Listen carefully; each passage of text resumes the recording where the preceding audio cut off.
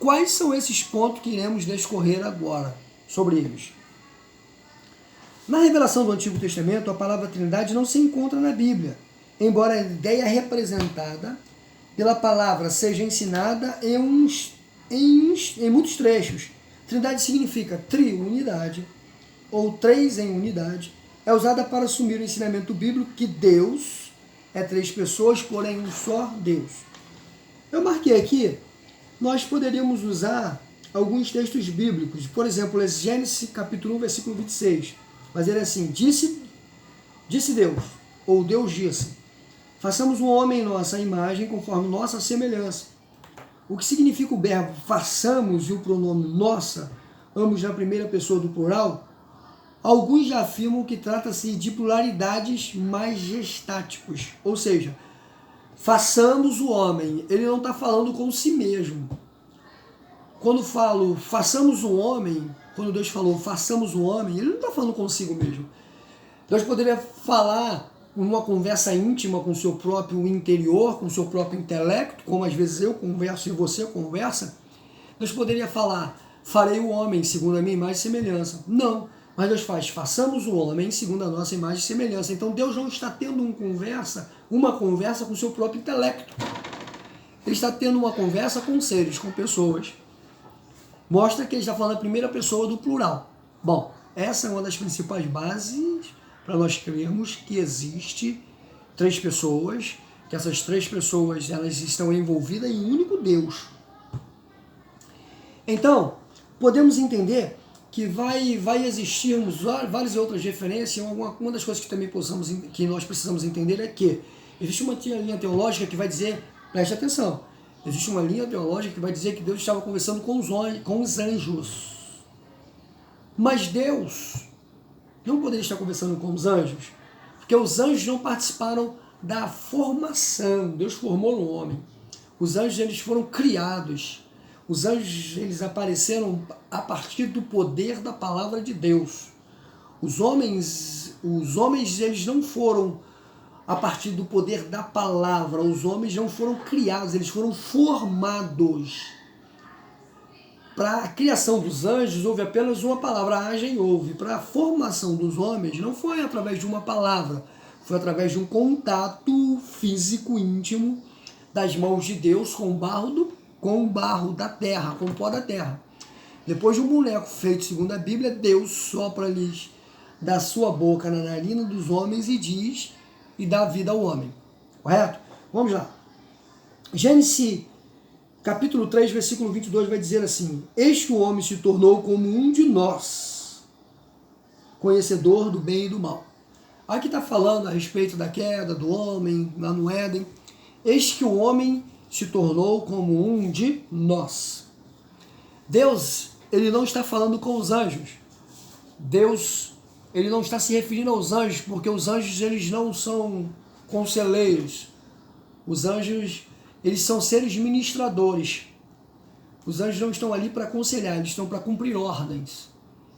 Se Deus, em um conselho, poderíamos dizer assim, em uma conversa, em um conselho entre o pai e o filho, ele vai dizer, o homem se tornou como um de nós, conhecedor do bem e do mal. Mais uma prova que existe outras pessoas às quais Deus se dirige e tem uma conversa. E essas pessoas são essa conversa é entre Deus, o Pai, o Criador, Jesus, o único gerado, e o Espírito de Deus. Esta conversa é geralmente entre esses. Mas continuamos agora. Vamos lá.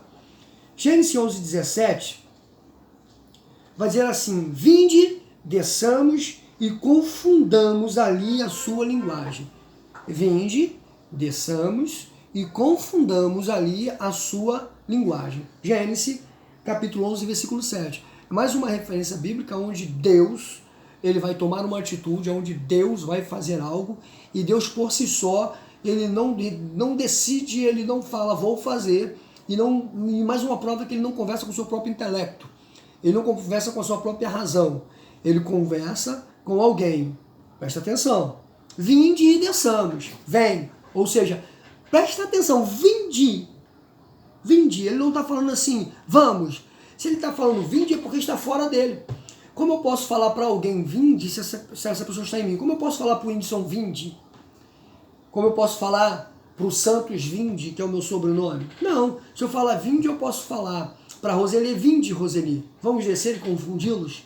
Então, se ele falou vinde, é mais uma expressão que não é o mesmo corpo.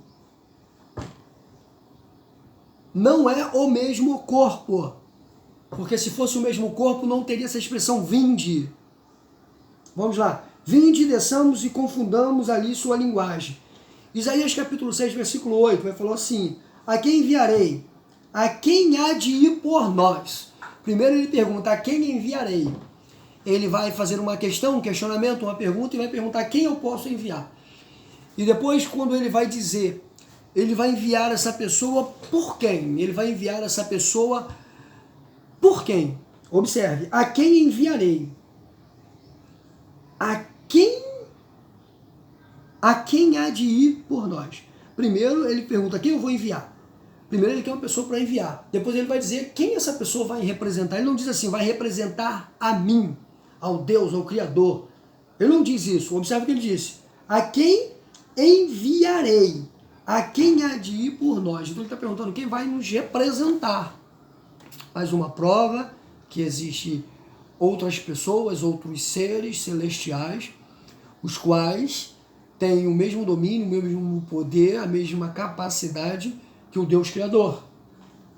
Vamos lá.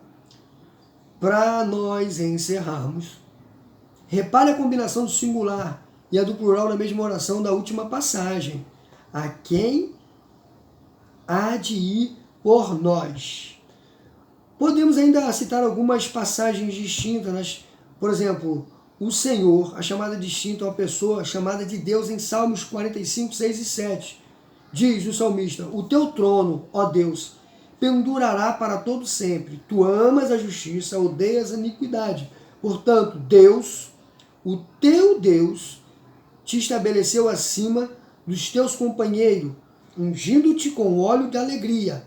Aqui o Salmo vai além de descrever algo que poderia valer para um reino terreno e chama o rei de Deus, cujo trono pendurará para sempre, para todo sempre. Mas então, ainda falando da pessoa chamada Deus, o autor diz que Deus, o teu Deus, te estabeleceu acima dos teus companheiros. Então, duas pessoas distintas são denominadas Deus, no hebraico Elohim, a palavra Elohim aqui no original se encontra a palavra Elohim. No Novo Testamento, o autor dos Hebreus cita a passagem e aplica a Cristo. O teu trono, ó Deus, é para todo sempre. Hebreus 1, versículo 8. Bom, nós precisaríamos de muito tempo, como eu disse. Mas eu quero ser rápido em uma declaração aqui que resume o ensino bíblico. Num certo sentido, a doutrina da Trindade é um mistério que jamais seremos capazes de entender plenamente. Podemos, todavia, compreender parte da sua verdade, resumindo o ensinamento das Escrituras em 3 declarações. Deus é 3 pessoas. Cada pessoa é plenamente Deus, há um só Deus. Por que eu falo isso para nós encerrarmos, porque já está acabando o nosso vídeo? Porque essa é a linhagem que nós cremos. Essa é a linhagem que nós a defendemos.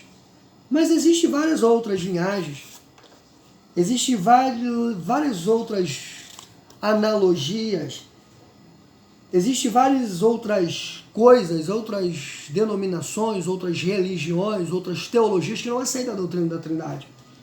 O arianismo não aceita a doutrina da Trindade, porque ele nega a divindade do Filho e a do Espírito Santo, então ele não aceita.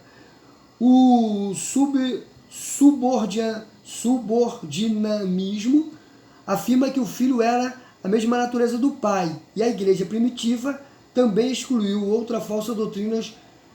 Então vamos ver várias outras expressões que não vão aceitar a doutrina da Trindade. Mas nós, cristãos, Assembleia de Deus, temos a doutrina que nós cremos na Trindade, num Deus trino e único.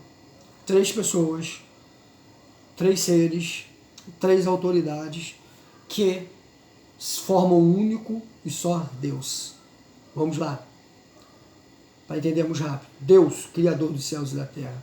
Jesus, aquele que foi dado como Cordeiro Pascual, aquele que foi dado como sacrifício do próprio Deus para alcançar o homem.